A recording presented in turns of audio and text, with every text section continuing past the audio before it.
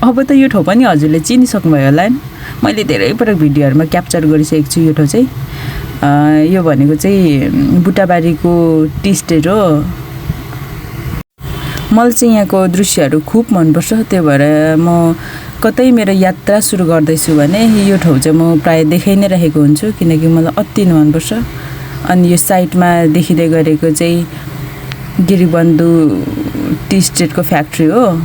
अनि अहिले चाहिँ म बौन्डागीसम्म लाग्दैछु। आजभन्दा अगाडि चाहिँ म कहिले पनि बौन्डागी गएको छुइनँ। यो चाहिँ मेरो फर्स्ट यात्रा हो बौन्डागीको।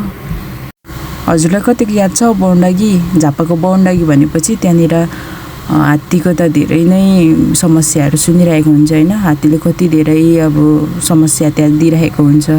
हिजोस्ति पनि घटनाहरू घटेको थियो। हात्तीले मानवीय क्षतिहरू पनि थोरै थोरै भए पनि गरेको थियो।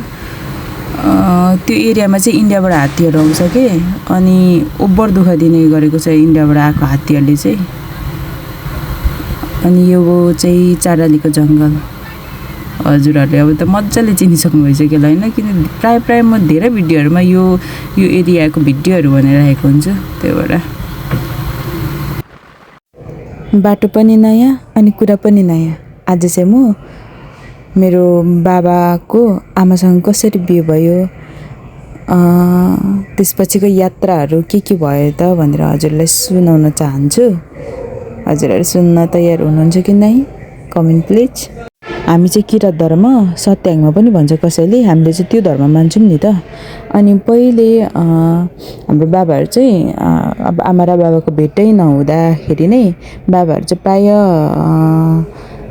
लारुम्बा गइ बस्नुहुन्थ्यो अरे। लारुम्बामा चाहिँ हाम्रो गुरुआमाहरू बस्नुहुन्छ, त्यहाँनिर गइ बस्नुहुन्थ्यो अरे। अनि एकचोटि चाहिँ गाउँकै एकजना दाइलाई पुर्याउनुको लागि जानुभएको थियो अरे कि हाम्रो बाबाहरू चाहिँ, किनकि गइ बस्नुहुन्थ्यो अरे लारुम्बामा। अनि पुर्याउनु जानुभएको थियो अरे। अनि गएको पनि निकै दिन भयो, 15-20 दिनै भइसकेको थियो अरे कि पुर्याउनु गएको, तर त्यतै बस्नुभएको। अनि त्यसपछि अब चाहिँ घर फर्किनुपर्छ, धेरै टाइम भइसक्यो भनेर चाहिँ अनि घर आउने तयारी गर्दै हुन्थ्यो अरे। अनि हाम्रो बाबासँग चाहिँ एउटा सानो भाइ 10-11 वर्षको भाइ चाहिँ खुब मिल्थ्यो अरे के। अनि त्यो भाइले चाहिँ यसो के हातहरू हेर्ने काम पनि गर्थ्यो अरे के, तर खासै अरू मान्छेले चाहिँ विश्वास गर्दैन थियो अरे। अनि बाबा पनि अनि त्यो दिन चाहिँ हिँड्ने, अब म घर जान्छु भनेर हिँड्ने तयारी गर्दाखेरि चाहिँ त्यो भाइले चाहिँ कता घुमाउनु पनि लगेको थियो अरे के, डुलाउनु पनि लगेको थियो अरे। अनि त्यो भाइले चाहिँ नि होइन दाइ आज नजानुस्, तपाईँ आज नजानुस्, आज राम्रो छैन भनेर भन्यो अरे। अनि त्यसपछि त्यो चाहिँ तितेपातीको ठ्याक्कै 3टा मुन्टा टिपेर चाहिँ फिरफिर घुमाएर चाहिँ त्यसरी भनेको थियो अरे के त्यो। अनि नजानुस् आज दिन राम्रो छैन भनेर। अनि किन भाइ जान्छु म, यत्रो टाइम भइसकिसक्यो। अब घरमा पनि अब आमाहरू सुर्ताइसक्नु भयो होला, टेन्सन गरिसक्नु भइसक्यो होला। अब जान्छु, अब त्यतिखेर त फोनको जमाना पनि थिएन नि त। अब गएपछि गयो। अब चिठी पनि खासै लेख्ने चलन थिएन।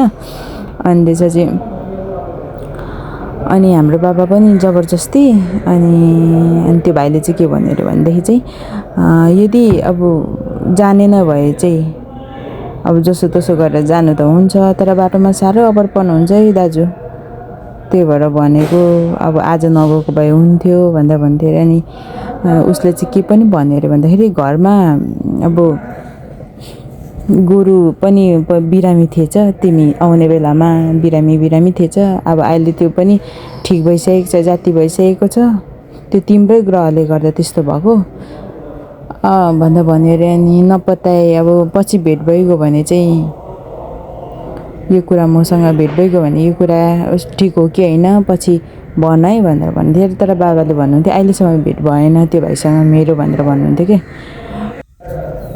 अनि त्यो भाइले चाहिँ तिम्रो दाजु तिम्रो लगन पनि आएको छ, अब चाहिँ बिहे गर्छौ है तिमीले भनेर भनेको थियो अरे क्या। बाबा चाहिँ 30 वर्ष पुगिसक्नु भएको थियो कि। अनि बाबा चाहिँ अब चाहिँ बिहे नगर्ने भनेर बिहे नगर्ने निर्णय लिएर बस्नुभएको। अनि त्यसपछि खासै पत्याउनु भएन अरे बाबाले चाहिँ। ल नि त हेरौँ न त भन्दा भन्यो अरे। अनि बाबाले त्यसो भन्नु। अनि त्यसपछि जबरजस्ती त्यहाँबाट चाहिँ भाइको कुरा नटेरिकन नसुनिकन त्यसपछि बाटो लाग्नु भयो अरे होइन। अनि घाम पनि टन्टली पुर लागिरहेको थियो अरे। अनि त्यसपछि आउनुभयो अरे। त्यसपछि हिँड्दै हिँड्दै आउनु पर्थ्यो नि त, रत्तो खोलाहरू तर्दै आउनु पर्थ्यो। अनि दमक आइपुग्दाखेरि 1 बजेको थियो अरे के दिउँसोको। घाम टन्टली पुर लागिरहेको थियो अरे, गर्मी थियो अरे। ठ्याक्क गाडी भेटिगयो अरे के। अनि त्यसपछि बिर्तामोड बसमा आउनुभयो अरे। अनि बिर्तामोड आएको 2:30 तिर आइपुगिसक्नु भएको थियो अरे। 2:30-3 बजेको थियो अरे। अनि त्यसपछि लास्ट गाडी ठ्याक्क त्यहाँ भेटिहाल्नु भयो अरे। अनि त्यसपछि घाम पुरा लागिरहेको छ, गर्मी पुरा भइरहेको छ होइन। अनि त्यसपछि चाहिँ त्यो गाडी पनि गयो अरे क्या, लास्ट गाडी भेटेको थियो अरे, गइजानु भयो अरे। अनि त्यसपछि हर्कटेसम्म मात्रै हुन्छ, त्यहाँबाट उता त हिँडेर जानु पर्थ्यो नि त। पहिले उता त्यो हाम्रो फिकलबाट उता जाने त्यो बाटो थिएन, बाटो खनेको थिएन। हाम्रो घर चाहिँ अब समालबुङ जाने बाटो चाहिँ खनेको थिएन। अनि यता उयोबाट चाहिँ हर्कटेबाट चाहिँ हिँडेर जानु पर्थ्यो कि। हर्कटेबाट हिँडेर जाँदा खोइ 3 घन्टा कतिमा पुगिन्थ्यो होला हौ पहिला। हामी सानो केटाकेटी हुँदा चाहिँ पुरा हिँड्थ्यौँ। त्यसपछि हर्कटे पनि पुग्नुभयो अरे। हर्कटेमा उत्रेर चाहिँ त्यसपछि ओह्रालो लाग्नुभयो अरे। अलिक तल जाँदै गर्दाखेरि हाम्रो बाबाको साथी, मिल्ने साथी पनि बाटोमा काम गर्दै हुनुहुन्थ्यो अरे कि, त्यहाँनिर भेट भयो अरे। अनि त्यहाँ पनि यति धेरै कर गर्नुभयो अरे होइन। आज नजाऊ, भोलि मात्र जाऊ, बसेर जाऊ न भन्दै थियो अरे। घाम अलिअलि लागिरहेको थियो अरे, 4-5 कति बजेको थियो, घाममा अब लागिरहेको थियो अरे। होइन पुग्छु म, आज जान्छु भनेर त्यहाँ पनि जबरजस्ती गर्नुभयो अरे। नजाऊ भन्दा पनि जबरजस्ती हाम्रो बाबाले चाहिँ नि घर जाने पुग्ने भनेर चाहिँ त्यसपछि हिँड्नु भयो अरे।